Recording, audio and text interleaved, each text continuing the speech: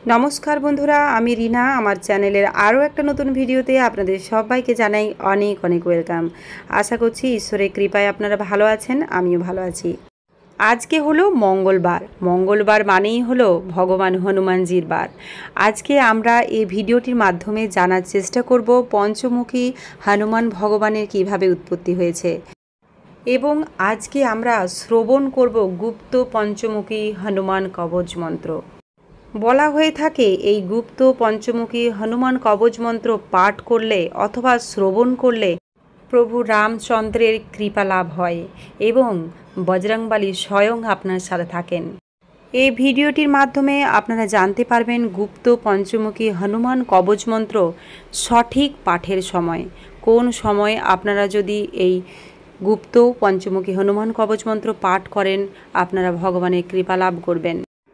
যারা যেখান থেকে আমার ভিডিওটি দেখছেন অবশ্যই একটি লাইক দেবেন এবং কমেন্টে লিখবেন জয় শ্রীরাম অথবা জয় বজরংবলী। চলুন আমরা কিছুক্ষণ একসাথে পঞ্চমুখী হনুমানজির উৎপত্তি কিভাবে হয়েছিল সেটা শুনব এবং পঞ্চমুখী হনুমানজির গুপ্ত কবচ মন্ত্র আমরা শ্রবণ করে আমরা কিছুক্ষণ ভগবানকে স্মরণ করব। জয় শ্রীরাম। পঞ্চমুখী হনুমান ভগবানের উৎপত্তির পিছনে রয়েছে একটি পৌরাণিক গল্প। রাবণ এবং শ্রীরামচন্দ্রের মধ্যে যখন যুদ্ধ হয়েছিল, রামায়ণের যুদ্ধের সময় লঙ্কাধিপতি রাবণ অহিরাবণ নামে একজন পাতাল রাক্ষস শাসকের সাহায্য প্রার্থনা করেছিলেন। তখন অহিরাবণ ছিলেন পাতাল লোকের একজন শক্তিশালী রাক্ষস শাসক। অনেকে এই অহিরাবণকে লঙ্কাধিপতি রাবণের মিত্র বা ভাই বলে মনে করেছেন।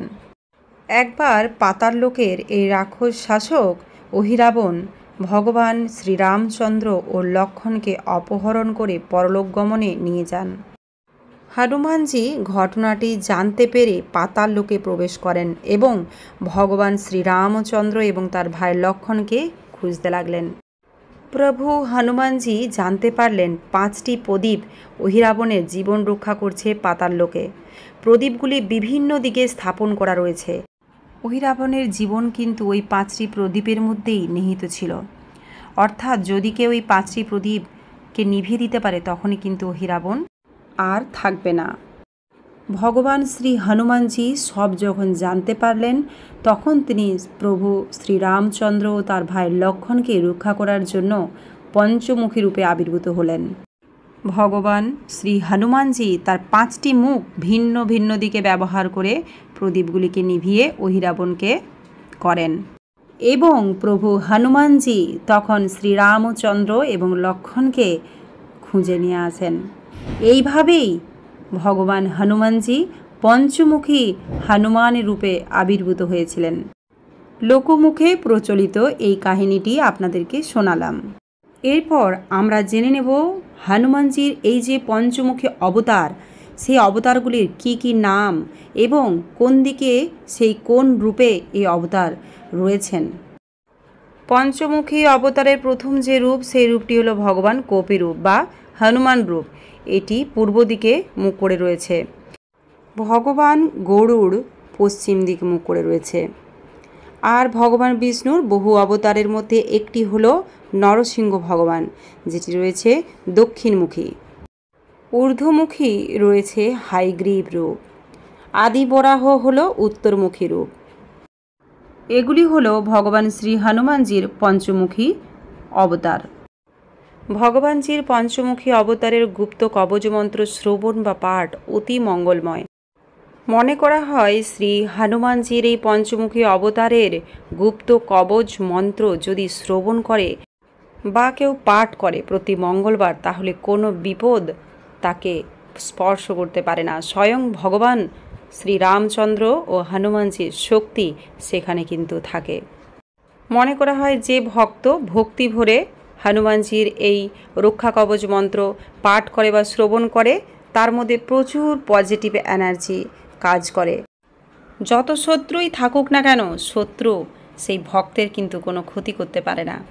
এই মন্ত্র পাঠ বা শ্রবণে সেই ভক্তের জ্ঞান লাভ হয় এবং সমস্ত মনোবাসনা পূর্ণ হয়। যখন আপনারা এই গুপ্ত কবচ মন্ত্রটি পাঠ বা শ্রবণ করবেন, চেষ্টা করবেন পরিষ্কার পরিচ্ছন্ন কাপড় পরে হনুমান ভগবানের সামনে বসে একটি প্রদীপ প্রজ্বলন করে সেই পাঠটি শ্রবণ করার অথবা পাঠ করার। সন্ধ্যার সময় যদি এই পঞ্চমুখী হনুমানজির গুপ্ত মন্ত্র পাঠ করতে অথবা শ্রবণ করতে পারেন খুবই ভালো। যদি সন্ধ্যার সময় সম্ভব না হয়, আপনারা সকালবেলার দিকেও আপনারা যেটা ব্রহ্ম মুহূর্ত বলে সেই মুহূর্তেও আপনারা কিন্তু এটা শ্রবণ করতে পারেন অথবা পাঠ করতে পারেন। এখন আমি পাঠ করব গুপ্ত পঞ্চমুখী হনুমান কবচ মন্ত্র। জয় শ্রীরাম।